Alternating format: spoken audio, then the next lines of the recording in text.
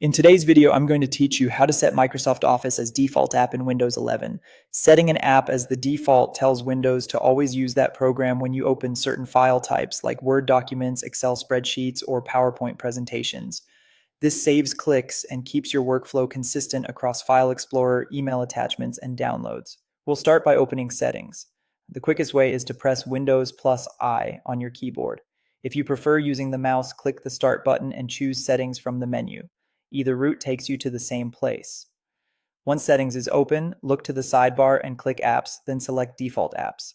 This area controls which programs Windows uses for different tasks and file extensions.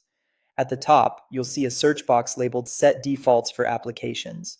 Type the Office app you want to use first, for example, Microsoft Word, Microsoft Excel, or Microsoft PowerPoint, and then click the matching desktop app in the results. If you see multiple entries, choose the full desktop application rather than a web or viewer version. You'll now see a list of file extensions associated with that app. This is where you assign the files you care about to open in Microsoft Office. For Word, set .doc and .docx to Microsoft Word. For Excel, set .xls and .xlsx to Microsoft Excel. For PowerPoint, set .ppt and .pptx to Microsoft PowerPoint. Click each file type, choose the Microsoft Office app from the dialog, and confirm with OK.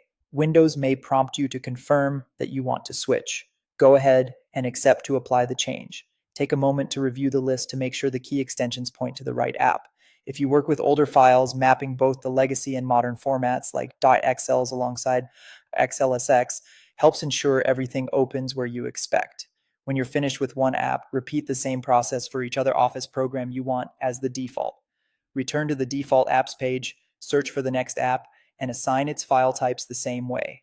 After this, double-clicking any of these files will open directly in the Office app you selected, and that's it. If you found this tutorial helpful, don't forget to like this video and subscribe to my channel for more PowerPoint tips and tutorials.